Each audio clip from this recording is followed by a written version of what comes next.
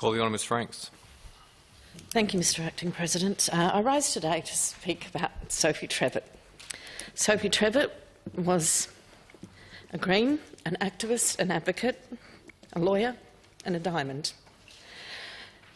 Last month on Twitter, her death was announced as Sophie Jessica Trevitt in the calm morning moments of 27th of July, after 9 months of battling a horrific brain cancer with the wisdom of a sage, breathed her last breath and passed peacefully into being nowhere but in our memories of her.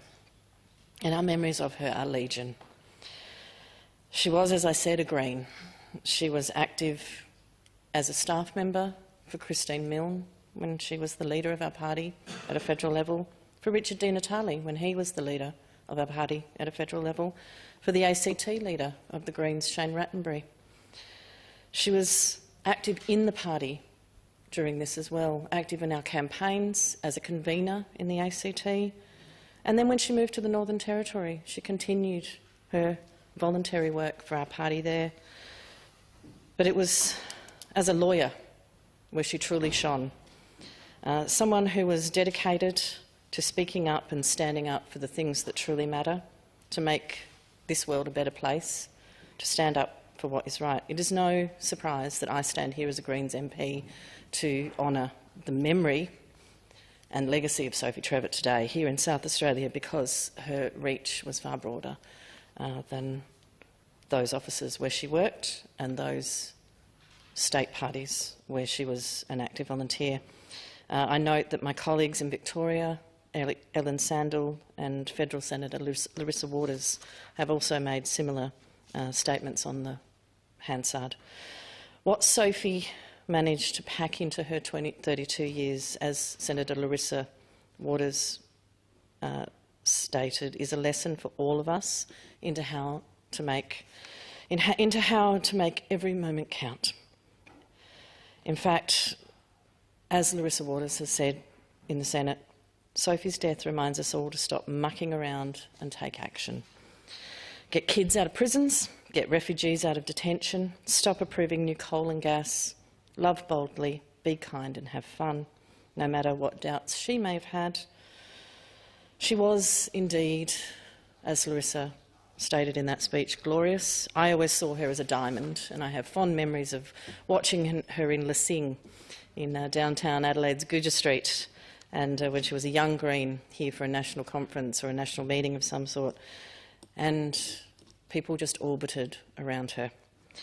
It was no surprise then that Sophie, once she finished her law degree at the ANU, moved to the NT where the need was great, and she worked on supporting kids who were in detention.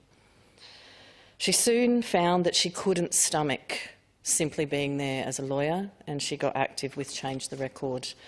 And many of the MPs who've had any involvement with the campaigns to raise the age and to get kids out of detention and bring true justice in terms of reconciliation to this country would be familiar with Sophie Trevitt, or at least her work. I will leave the words of Cheryl Axelby on the Hansard record as well today. Cheryl, speaking at Sophie's online memorial service last week, said, "As long as I've known you, sis, you were always loved and respected. You got us, and I mean that with respect. Not many people really get us like you have. The insight and respect you have shown through our work through the many years together is something that you don't see too often. You lived to empower our voices and you walked the talk. You fought strongly for the rights of our children and you lived strongly by your convictions to try and make this place a better world. We often shared stories about experiences and then would have often quite long yarns about what we could do about it.